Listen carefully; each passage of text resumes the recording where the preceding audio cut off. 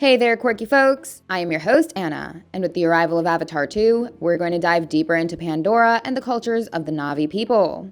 The last Avatar film only featured one particular clan and teased a few others. But with 3 more sequels following, The Way of Water, we'll be seeing more clans play crucial parts in the story. Avatar 2 is taking underwater filming to a whole new level. Forget what you saw in Aquaman or in Wakanda Forever, because James Cameron is going to show us who's the boss. But this underwater spectacle is coming because Avatar 2 is going to feature the oceanic Omaticaya clan. The first film had the Omaticaya clan playing a central role in the story. And just like these two, there are 13 other clans in the Avatar franchise lore. So we're gonna learn a bit about all of them right here in the video. Hit those like and subscribe buttons and show your support. And assuming that this is the perfect world and you did exactly what I asked for, let's move on to the 15 clans.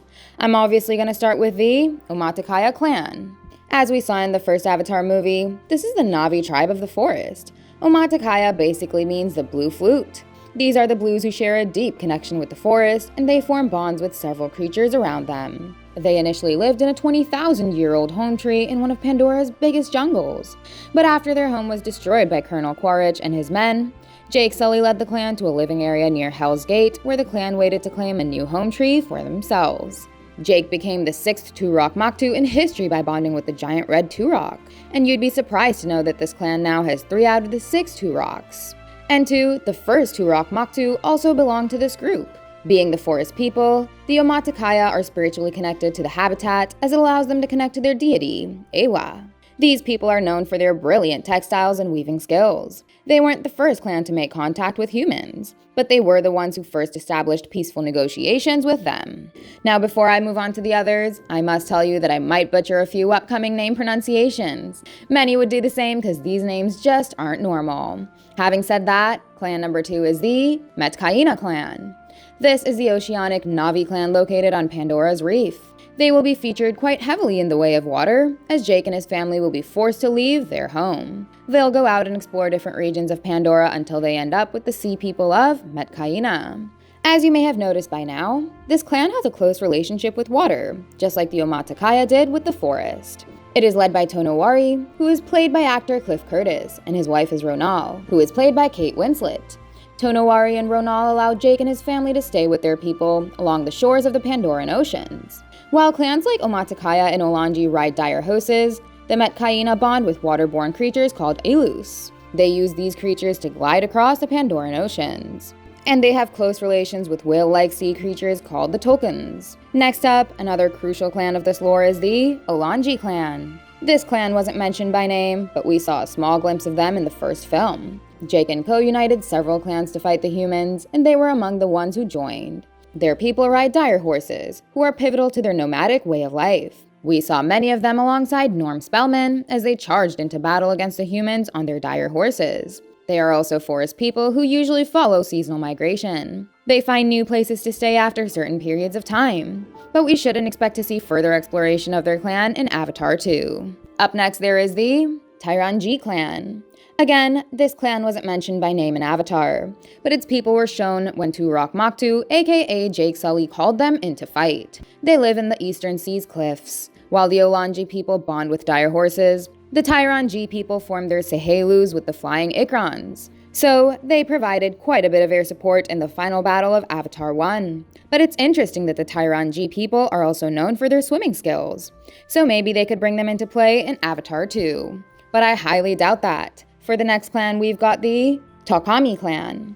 While we only got a glimpse of other clans in the first film, the video games have given us a deeper knowledge of them, and the Takami clan were featured in one of the games. They reside peacefully deep into the jungle in a village called Greenhome. In terms of being the forest people, they're Omaticaya 2.0. It is their mission to study and preserve the sacred ecosystem of Pandora, and their people are considered amongst the most knowledgeable ones because of their studious nature. Clan number 6 is the Tipani clan. The people of this clan are pretty divided and scattered. They reside in over a dozen individual villages, and all of them have local village elders as their leaders. The ones who played James Cameron's Avatar the game got a bit more exploration of these Na'vi people. This clan made first contact with the humans. Their people are amongst the most skilled warriors on the planet. They are actually known for their fearlessness and combat skills, and they are probably the only clan that walks into battle sporting heavy armors. So, I can't wait for the upcoming sequels to further explore this particular clan. The next one is the Unure clan. They were also mentioned in the Avatar video game. The talented people of this particular group are known for skill in art and craftsmanship. They actually use a lot of bones in their artwork. Sadly, most of their people were slaughtered in recent years by a human called Sean Wallen. He was after their artifacts so that he could make a profit by selling them on Earth's black market. But a few revenge-seeking vigilantes took him down, and they have managed to reform this beautiful group of people. Okay, from here on out, we're gonna pick up the pace. Next up we have Niawe clan. In the long history of Pandora, these people formed the first ever Na'vi clan. In fact, it is actually theorized that the Niawe may not even originally be from Pandora. So, all the Na'vi people could be aliens to Pandora. Anyway, under the leadership of Shuhawk, the Niawe are known to reside in the Valley of Origins. In the mobile games, Jake and Neytiri rescued Shuhawk from the Unobtainium mine. The next clan in contention is the Leona clan. This is one of the clans that has suffered the wrath of humans.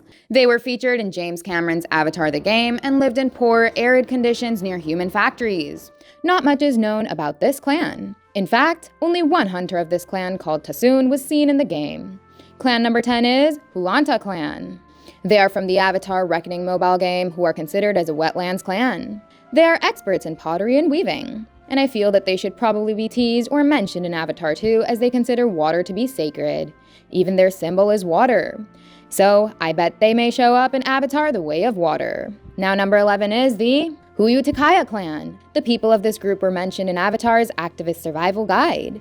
Do you guys remember the Viper Wolves from the first movie? Well, the Omaticaya clan has been described as a group that has tremendous love and respect for Viper Wolves. Even their flags and outfits feature Viper Wolf themes. Next up, we've got the Kekunan clan. Just like the Tyranji clan, the Kekunan clan is also known for being great aerial hunters and Ikran riders. In fact, the children of these courageous people began to learn riding the Banshees at a very young age. But very little is known about this clan, so let's move on to number 13, the Menkwan clan. This faction was briefly mentioned in Avatar The Last Shadow comics. They are considered as allies to the Omaticaya people, so I'm sure that they would have joined the battle against humans in the first movie. Clan number 14 is the Reitanu clan. This clan lives in the arid highlands. They were only featured in the Avatar Reckoning mobile game and mostly focus on grazing and agriculture. Maybe we could get to know a bit about them in Avatar 3, 4, or 5. Now for the final group, we've got the Tamakta clan. The info on this group also runs very thin as they were only mentioned in Avatar's Pandorapedia.